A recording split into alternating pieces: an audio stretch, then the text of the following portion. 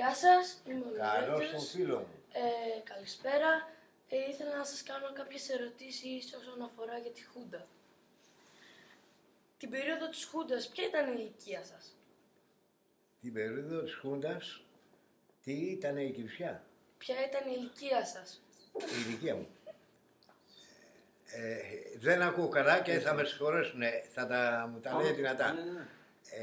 34. Την περίοδο της επταετίας, αφού γεννήθηκα το 34, έγινε το 67, άρα είμαι 33 χρονών.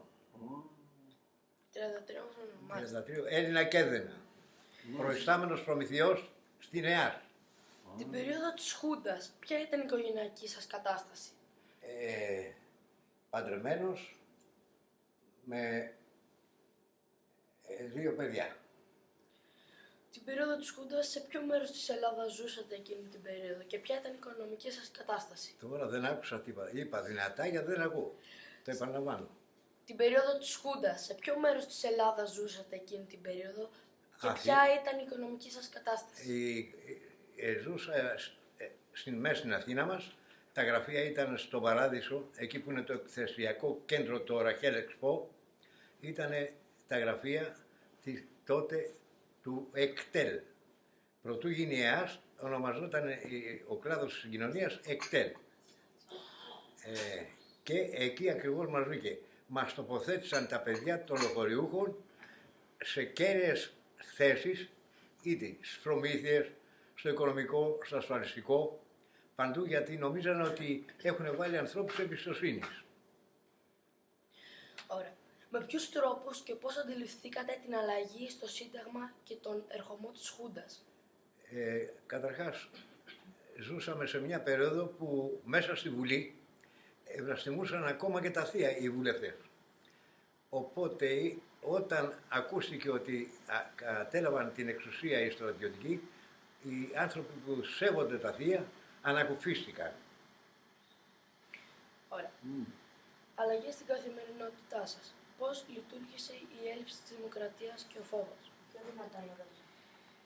Ωραία. Οι αλλαγές στην καθημερινότητά σας. Πώς λειτουργήσε η έλλειψη της δημοκρατίας και ο Δεν άλλαξε φόβος? τίποτα. Όπως Στο πήγαινα οικογενειακό και σας. πρώτης επταετίας, πήγαινα και στην επταετία, τον ίδιο δρόμο. Κάθε πρωί ξεκινούσα για τη δουλειά μου, σχόλαγα το μεσημέρι και έκανα και δεύτερη εργασία, ζωγράφιζα και έκανα και επιγραφές. Πέρα. Πώς λειτουργήσε η έλλειψη της δημοκρατίας και ο φόβος στο οικογενειακό σας περιβάλλον, στο φιλικό περιβάλλον και στο εργασιακό περιβάλλον? Ούτε στο εργασιακό, ούτε στο οικογενειακό περιβάλλον έγινε κάποια παρεμβολή, δεν ενοχληθήκαμε καθόλου. Δεν ενοχληθήκαμε καθόλου από την επικρατούσα κατάσταση.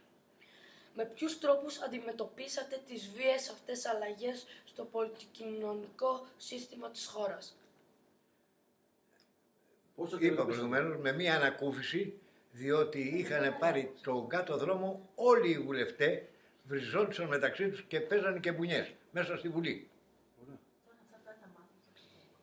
Υπάρχει ή υπήρχε κάποιο μέλος της οικογένειάς σας που βασανίστηκε, εξορίστηκε, θανατώθηκε Όχι, από όχι, καθεστώς κανείς της απολύτως. Χούντας? Ούτε οι γονείς μου, ούτε και τα παιδιά μου, ούτε και η γυναίκα μου. Ούτε κανένας εκτός των γενών μου.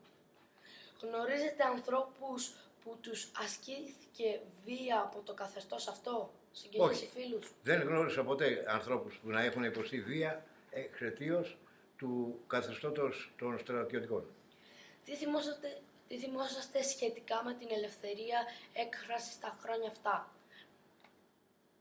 Δεν νομίζω να μου έκοψε κάποιος την ελευθερία της σκέψης ή του λόγου.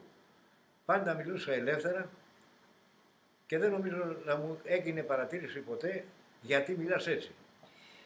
Ποια συναισθήματα κυριαρχούσαν? Επανάλαβε. Ποια συναισθήματα κυριαρχούσαν? Εδώ δεν μπορώ να απαντήσω γιατί δεν ακούω τόσο καλά όλη τη φράση. Ποια συναισθήματα κυριαρχούσαν?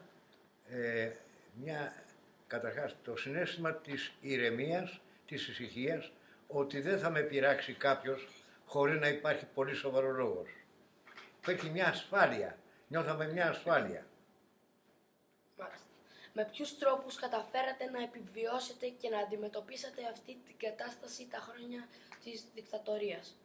Καταρχάς, είχα την μόνιμη εργασία μου στο ΕΚΤΕΛ και μετέπειτα ΕΑΣ και βιοπορούσα και συνέβαλα στα έσοδά μου και το ταλέντο μου σαν ζωγράφος και σαν επιγραφοποιός. Εστόλιζα δε πρωτοπόρος τα αγωνιστικά αυτοκίνητα, τα οποία τότε ήταν στην ακμή τους. Ποια ήταν η πολιτική σας θέση απέναντι στη δικτατορία? Δεν έκανα καμία πολιτική αντιπαράθεση με την επικρατούσα τότε κατάσταση. Δεν με διέφερε. Με διέφερε η ηρεμία που είχα και η ησυχία. Πώς βιώσατε το τέλος της δικτατορίας? Πώς βλέπω? Πώς βιώσατε το τέλος της δικτατορίας? Όταν έπεσε η Χούντα, πώς ήταν?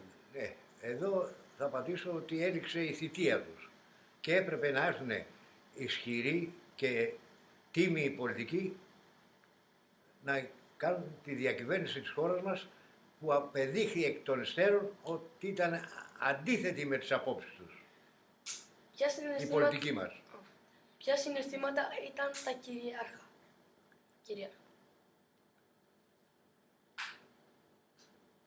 Θα σου ζητήσω να μου το επαναλάβεις πάλι. Δεν ακούω καλά. Είχατε κάποιο φόβο? Ποια συναισθήματα ήταν που κυριαρχούσαν? Για ποια κατάσταση?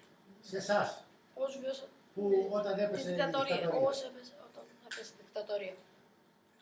Το συναίσθημα, το πώς θα έχω την οικογένεια μου εν ασφαλεία και να βιοπορεί άριστα. Επέστρεψαν δικοί σας ή γνωστοί σας άνθρωποι από την εξορία?